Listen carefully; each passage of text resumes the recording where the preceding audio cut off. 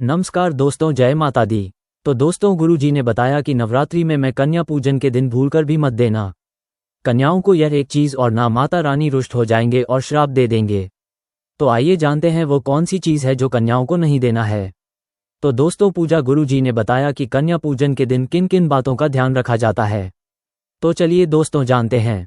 Video को शुरू करने से पहले हमारे चैनल को सब्सक्राइब जरूर करें और कमेंट बॉक्स में जय माता दी जरूर लिखें। तो दोस्तों चलिए वीडियो को शुरू करते हैं। दोस्तों, कन्या पूजन हिंदू धर्म में एक अत्यंत महत्वपूर्ण धार्मिक परंपरा है।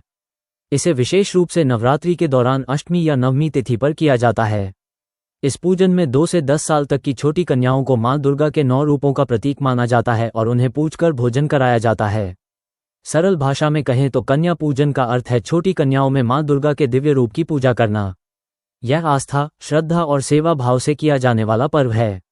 दोस्तों, अगर आप भी अपने जीवन से कंगाली दूर करना चाहते हैं, कन्या पूजन के बाद अखंड ज्योति की ज्योत होती है, उसका क्या करना चाहिए? वही कलश के नीचे रखे हुए चावल का क्या करना चाहिए?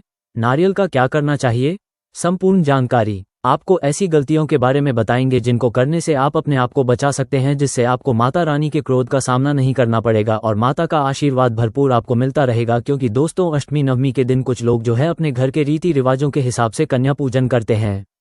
कन्या पूजन में सबसे ज्यादा महत्वपूर्ण रहता है तो वह रहता है शुभ मुहूर्त का रहना। अगर आपको जानकारी अधूरी प्राप्त होती है और आप गलती से उस जानकारी के हिसाब से कन्या पूजन करते हैं तो इसका परिणाम पूरे घर को देख झेलना पड़ता है।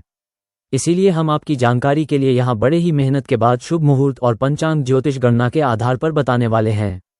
तो दोस्तों, नवरात्रि में कलश के ऊपर जौ और नारियल रखा होता है, उसे तोड़कर कई लोग कन्याओं को दे देते हैं।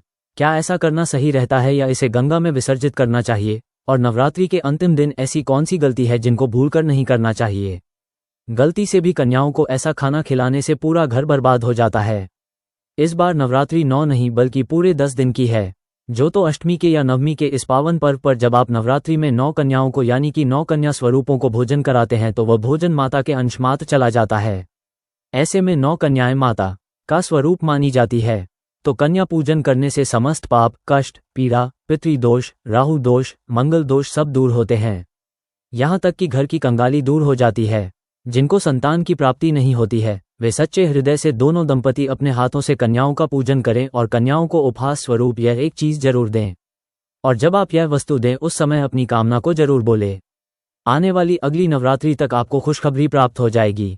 नवरात्रि में कन्या पूजन करते हैं तो माता रानी की असीम कृपा और कन्याओं के आशीर्वाद से आपके घर में धन वैभव की खुशहाली आती है।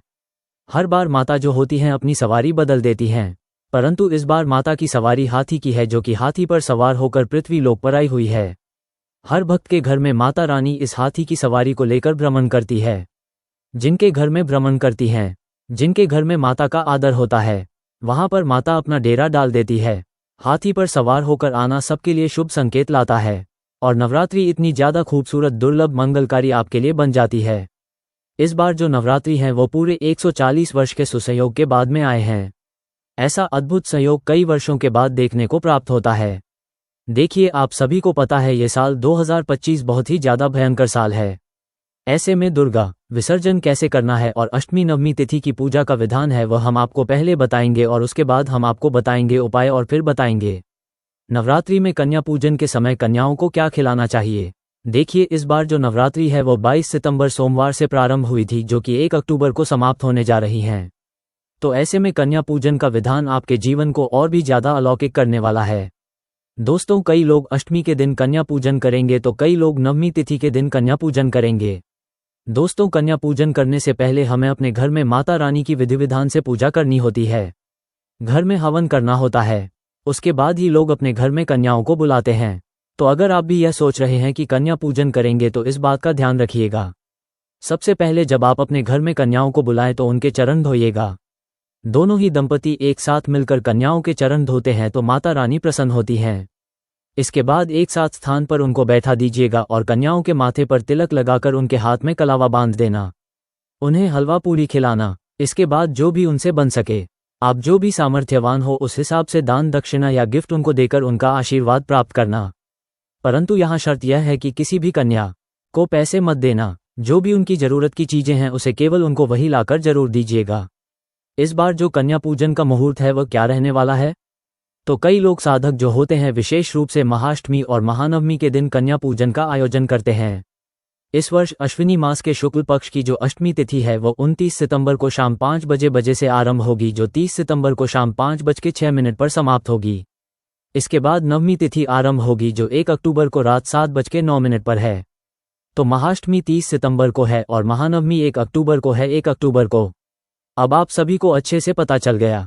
शारदीय नवरात्रि पर अष्टमी कन्या पूजन का जो मुहूर्त रहेगा वह प्रातः संध्या सुबह 6:01 से लेकर सुबह 7:13 तक रहेगा।